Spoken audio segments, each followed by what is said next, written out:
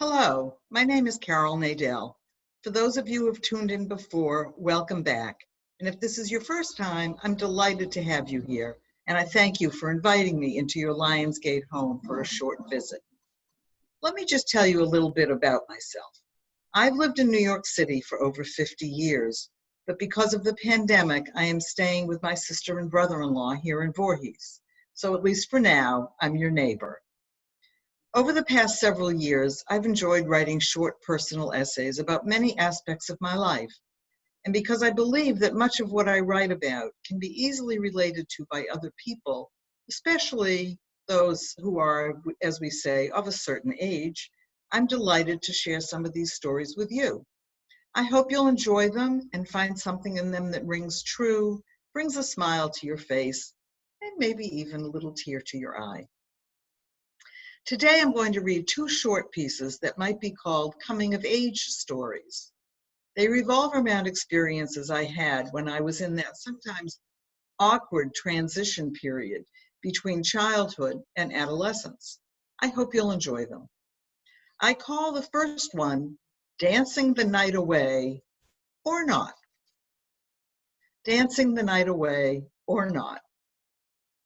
For reasons that I am now hard-pressed to remember or understand, when I was in the 7th grade, I participated in evenings of ballroom dancing at a very upscale place called Longwood Gardens in Brookline, Massachusetts, the neighboring town to where I grew up in Newton. I suppose in order to lend these events the appropriate panache and prestige, they were referred to as the Longwood Cotillion, a word I had never heard before and would never hear again until I went off to college and became friends with a number of waspy New York girls who were, as they said, making their debut that year. But me, a preteen Jewish girl from a solidly middle-class family at a cotillion? Of course, it turned out that the participants in this particular cotillion were other kids just like me. My guess is that was exactly the point in sending me there. So I would don a nice frilly dress over my very first garter belt and stockings and be driven to the austere, intimidated building where I was expected to have great fun mingling, foxtrotting, and jitterbugging with Harvey Mendelssohn and other Jewish boys who all looked very unhappy to be there. Since I already saw these boys at Sunday school every week and at nearly weekly bar mitzvahs, I didn't quite see the urgent need for this additional meeting. They apparently didn't either, as they generally stood off to one side of the room chatting and roughhousing with each other, only crossing the invisible divide from the girls when almost literally pushed by the chaperone to do so.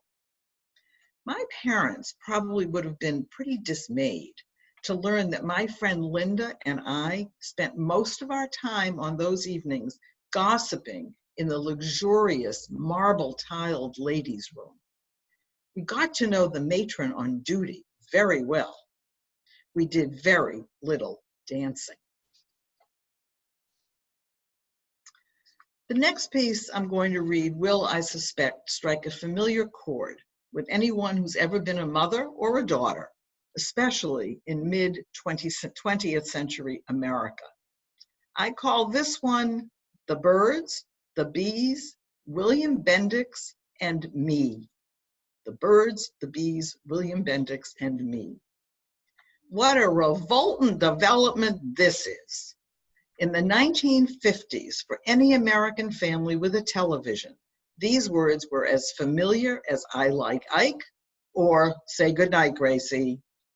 The befuddled and bumbling lead character of The Life of Riley, played by the then well-known actor William Bendix, would utter those words every time he confronted a troubling new situation, whether it was a dispute with a coworker on the assembly line or with his teenage daughter who was displaying a disturbing interest in the opposite sex. With 1950s TV script writing not known for its subtlety, the moment of Riley's exclamation was so predictable that in my house, we'd say the words even before he did. The fact that we always saw them coming, however, in no way lessened their hold on us or produced any fewer belly laughs. There was quite simply nothing funnier than the beleaguered Riley with his hooked nose, drooping eyes, and balding head declaring, "What a revolting development this is." My mother and I were the committed diehard fans of Life of Riley in our family, and we'd frequently resort to Riley's expression to describe events of the day, both mundane and weighty. They were our form of verbal shorthand, and in some cases, they helped us navigate tricky issues. And so it was on a clear spring day in June of 1956 when my mother, visibly uncomfortable, decided to have the talk with me, then 11 and a half years old. She was driving me home from a visit with my friend Susan, who would be one of the girls in my bunk at summer camp starting in just a few weeks. Though exactly the same age, Susan and I were a study in contrasts. She already had the shapely curves and perky breasts of a young woman. I, on the other hand, could have been mistaken for a prepubescent boy. No curves, no boobs, and no harbinger of their arrival anytime soon. I had just completed 6th grade, where I had spent most of the year filled with excruciating envy at my best friend, Bobo, who was blessed with long, shiny blonde hair and penetrating sky blue eyes. But far more important to me were the telltale bra strap and clasp visible through the back of her blouse as she leaned forward over her desk. Oh, to have a strap that could be snapped by one of the bad boys. Desperately afraid that I would be the only girl in my camp cabin wearing undershirts, I had prevailed upon my mother to purchase what were then delicately referred to as training bras for me to take to camp. Exactly what I would be training was a question I chose not to think about. As we pulled away from Susan's house that day, my mother and I were chatting about nothing in particular, but it didn't take me long to find some excuse to declare, "What a revolting development this is." My mother seized the opening quickly. "Speaking of development," she said haltingly.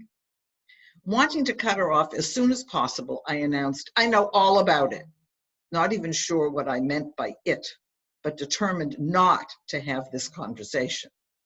"Oh, you do?" she said, so relieved that I thought she might actually stop the car so she could thank me properly for freeing her from this dreaded maternal duty. She just wanted to be sure, she said, that I knew about periods in case mine should start while I was away at camp.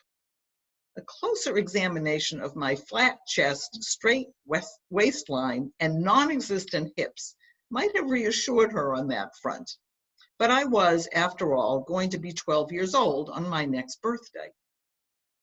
So along with the training bras, I would be heading off to camp with an ample supply of modest sanitary napkins and the rash-producing, unyielding elastic belts to hold them in place.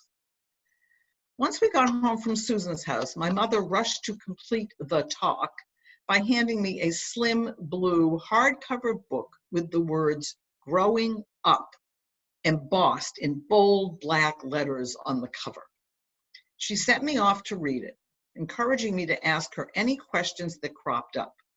Are you kidding? I thought as I headed off to my room.